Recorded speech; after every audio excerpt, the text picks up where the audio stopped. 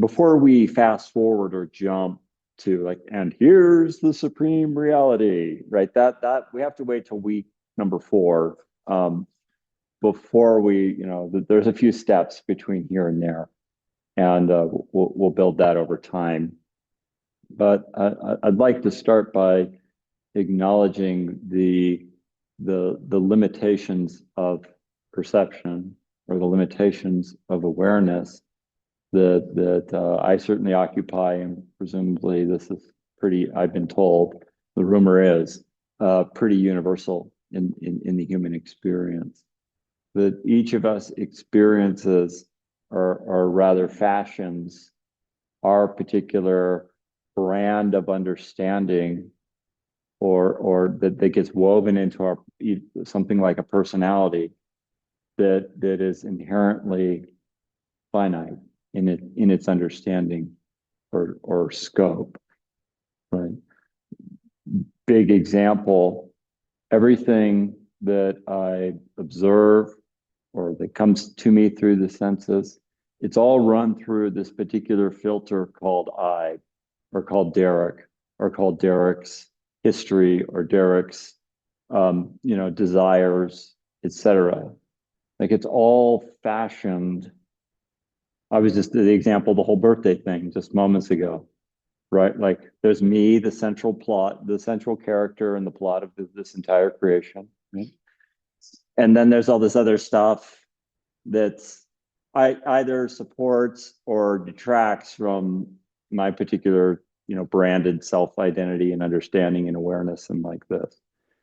And is it any wonder that we suffer in this life experience in such a kind of presumptive stance or beginning?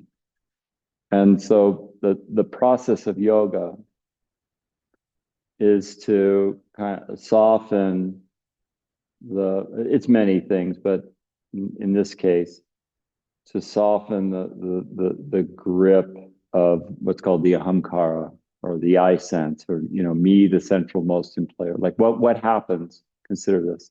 What happens if that lets go? If that vantage point dissolves or softens or becomes more spacious, something like that. Right? There's like profound implications to something like that, right? And how might one even go about such a thing? Right. And that's where the tools and the methodologies. So according to what's called Samkhya, and this talk will just go for less than 5 minutes here. So if you came here to move and groove, we'll do a bit of that as well.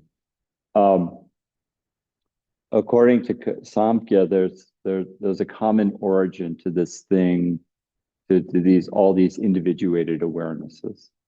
That there's a preceding and universal form of awareness called Purusha, which is, the conscious principles, and is another name that it's sometimes given. And as the ahamkara softens, the light of Purusha, say, shines through a little more fully, a little more unimpeded, a little more less obstructive. And the greater Samkhya system means to enumerate. That's what Samkhya means. It means to enumerate, to kind of assign lists. It's like the periodic table of the creation, how all of manifestation occurs, how this phenomenon of experience occurs within the individualized entity, and all the mahatattvas, the 24 key ingredients that go into making a thing called a universe and experience, etc. That's all. It's all divided. It means to enumerate, like to separate, to tease apart. And after naming all those teasing apart pieces, it says, okay, well, meanwhile, there's this principle of Purusha awareness that's shining through all these particular bits, all these particular parts. Now, if Samkhya is to take apart, to enumerate, yoga is to put all the pieces back together. into one unit. Yes, there is this appearance that things are separate. But if we, here, right now, just wherever you're gazing, whatever direction you're going, focus on the particulars. Look at this object separate than that object, etc. Okay, you, block, mat, computer screen. And now take your view and expand your peripheral view. Like take this whole room in as one singular occurrence, one singular phenomenon. And then come back to kind of adjust the aperture of your attention to what feels normal again. Right? Come back from such a broad view into this normal, probably more relatable one, right? The familiar one, the comfortable one, etc. So yoga is the journey of broadening our view in many ways, to be able to perceive the kind of singular moment, the singular arising. All the parts are co-emerging together in as one phenomenon, right? Okay. So our emphasis tonight is more, it's less about like handstand or doing scorpion or something like that.